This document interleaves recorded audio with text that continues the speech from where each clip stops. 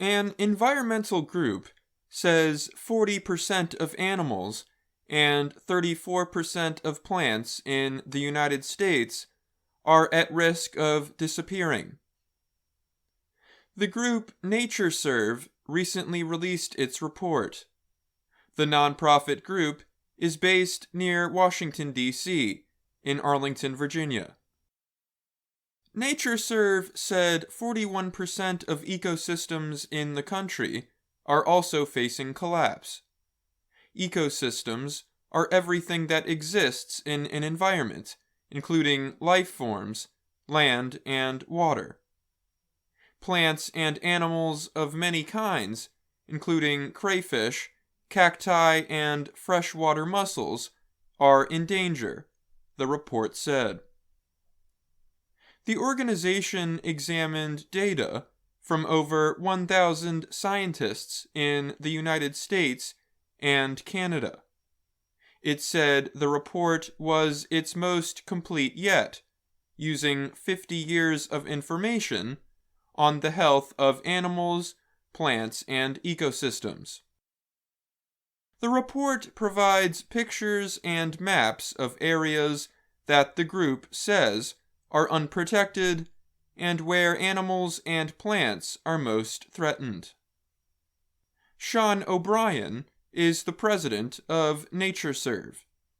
He said the data in the report was terrifying. He hoped it would help lawmakers support legislation like the Recovering America's Wildlife Act, which failed to gain support last year. For example, among the species at risk of extinction is the Venus flytrap, a plant that eats insects. The report says it is only found in the wild in a few places in the states of North and South Carolina. NatureServe said that about half of all species of cacti in the U.S. are at risk of extinction. It said 200 species of trees might die out. The report also said that America's large northern grasslands are among the ecosystems most threatened. Over half of 78 kinds of grassland are at risk of collapse. The main threats to plants, animals, and ecosystems include environmental destruction, land use change, invasive species, damming and river pollution, and climate change. California, Texas, and the southeastern United States are where the highest percentages of plants, animals, and ecosystems are at risk. Those areas have many different forms of life. Wesley Knapp is the head plant scientist at NatureServe. He said those parts of America also have had a lot of population growth in recent years.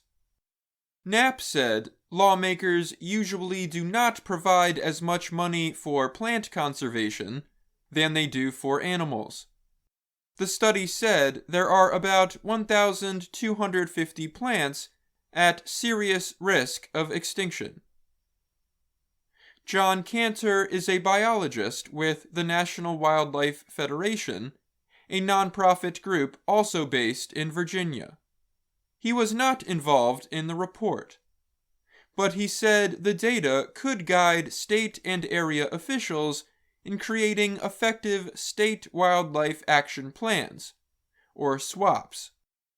Officials create SWAPs every 10 years to receive federal money to protect endangered species. Currently, $50 million in federal money is divided up among all states to carry out their SWAPs. The Recovering America's Wildlife Act would have increased that amount to $1.4 billion, or 28 times the current amount. Cantor said the bill would have increased states' abilities to protect plants and animals.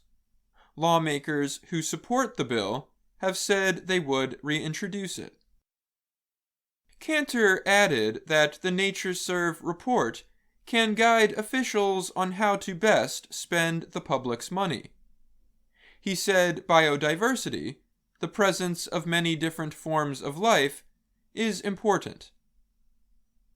Our biodiversity and its conservation is like a nature savings account.